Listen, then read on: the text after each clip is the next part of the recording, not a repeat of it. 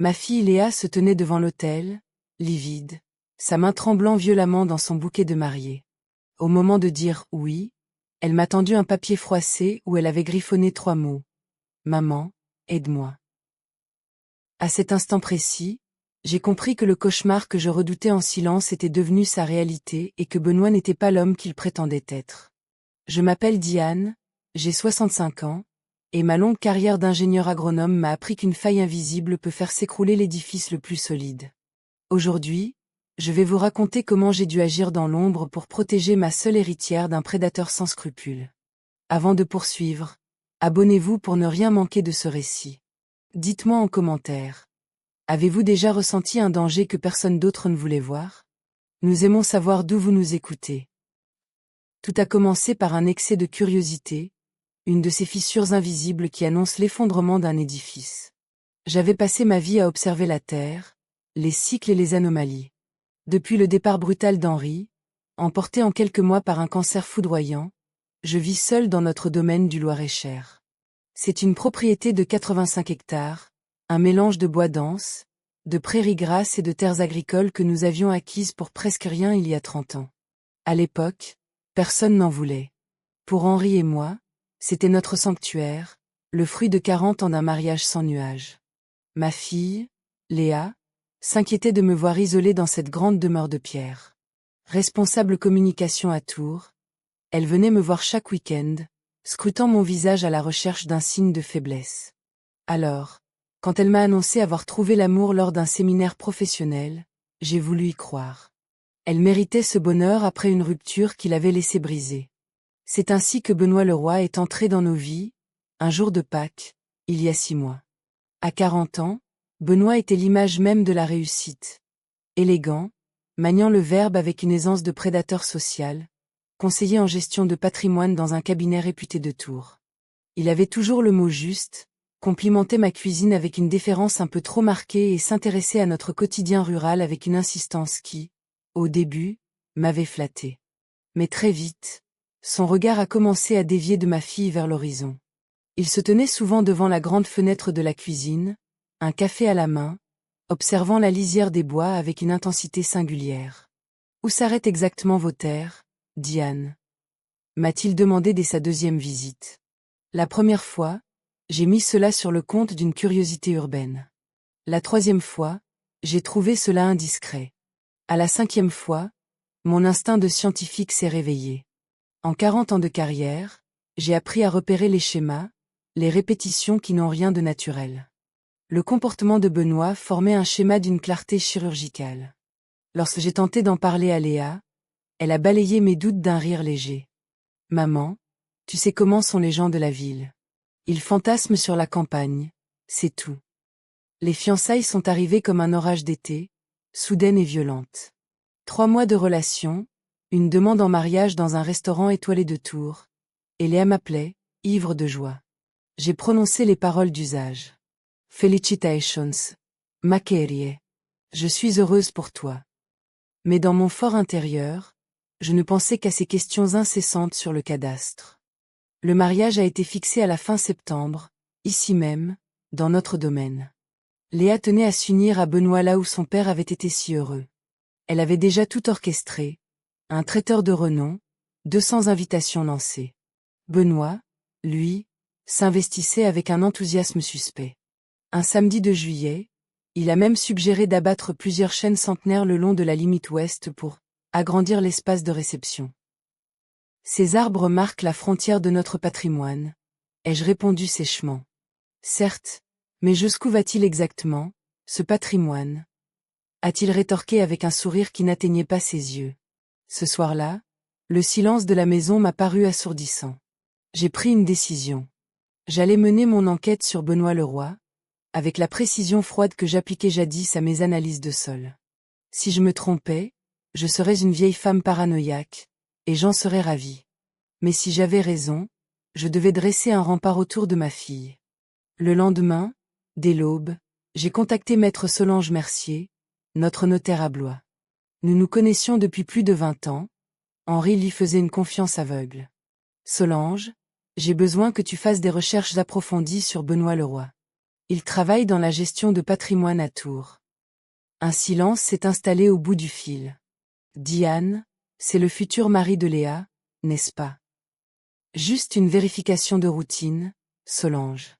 Pour ma tranquillité d'esprit. En attendant son retour, j'ai fait le point sur ma propre situation financière. Henri et moi avions acheté ce domaine en 1994 pour une somme dérisoire. Aujourd'hui, avec la pression immobilière et l'attrait croissant pour la vallée de la Loire, la propriété était estimée à 3 500 000 €. Mais ce n'était que la partie émergée de l'iceberg. Durant ma carrière, j'avais déposé plusieurs brevets en agronomie industrielle. Les royalties tombaient chaque trimestre depuis 25 ans. Ajouté à des placements prudents, ma fortune totale s'élevait à 6 millions d'euros. Léa l'ignorait. Elle me voyait conduire ma vieille Citroën DS, m'habiller sur les marchés locaux et vivre avec une simplicité presque monacale. Après avoir vu la famille d'Henri s'entre-déchirer pour des questions d'héritage, nous avions juré de rester discrets. L'argent peut être un poison. Je préférais passer pour la voisine tranquille dont personne ne soupçonne l'envergure. 3 jours plus tard, l'appel de Solange a fait basculer mon monde. Diane, viens à l'étude. Tout de suite. Ce n'est pas une conversation pour le téléphone. Une fois dans son bureau, elle a verrouillé la porte avant de me tendre une chemise cartonnée. Benoît Leroy est officiellement qui il prétend être.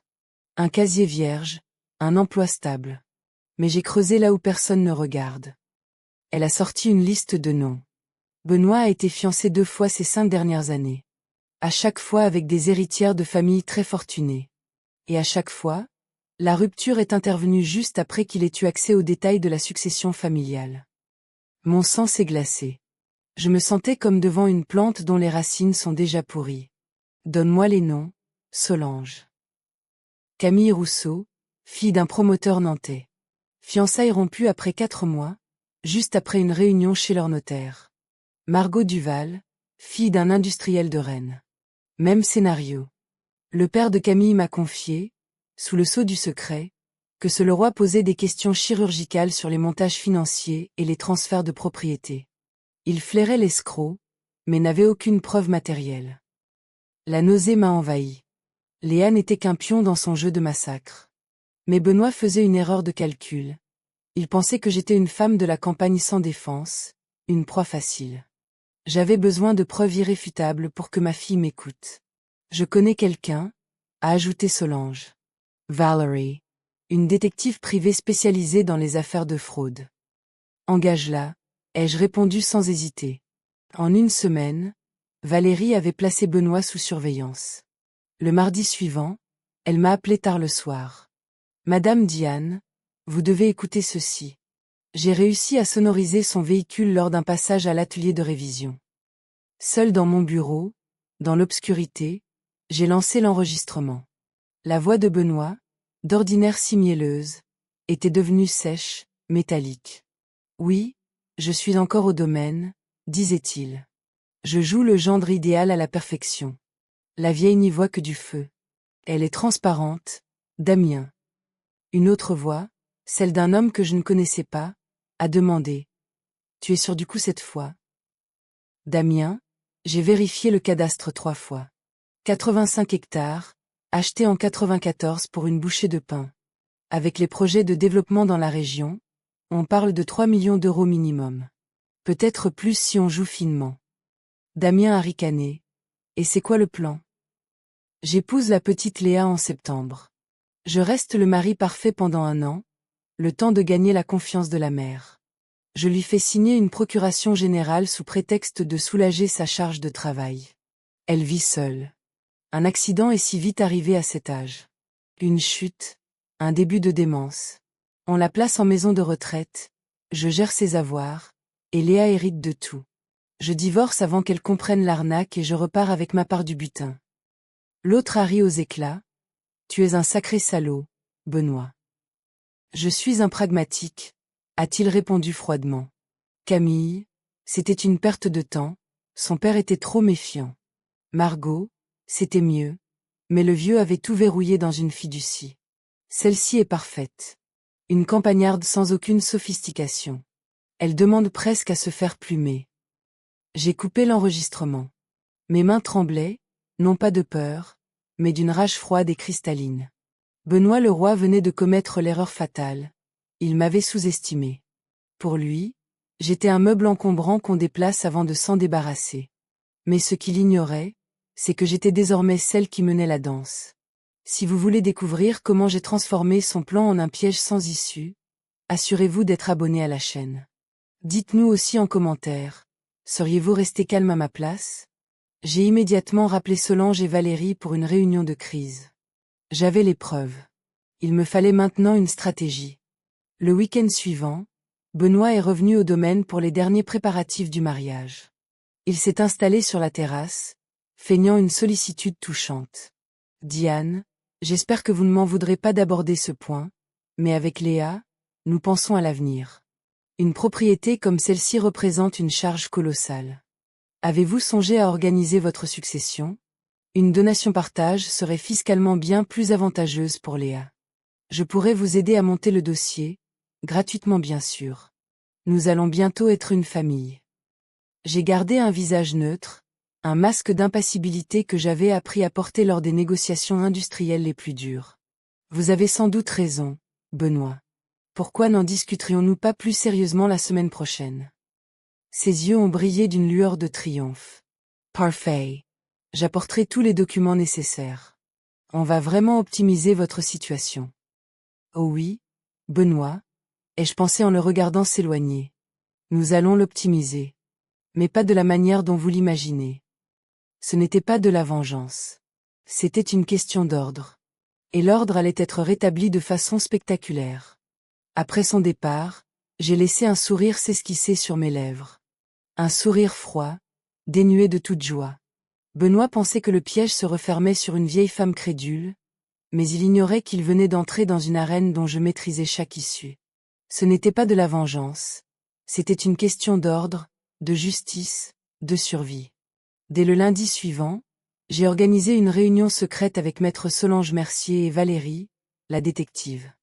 Nous avons écouté l'enregistrement ensemble, 3 fois. Dans le silence de l'étude notariale, les mots de Benoît sur « l'accident » et la « maison de retraite » résonnaient comme une sentence de mort. C'est une conspiration criminelle caractérisée, Diane, a déclaré Solange d'un ton grave. Nous pourrions porter plainte immédiatement. Les gendarmes interviendraient avant même la fin de la semaine. Et Léa? Ai-je rétorqué, ma voix ne tremblant pas. Si nous faisons cela maintenant, elle ne me le pardonnera jamais.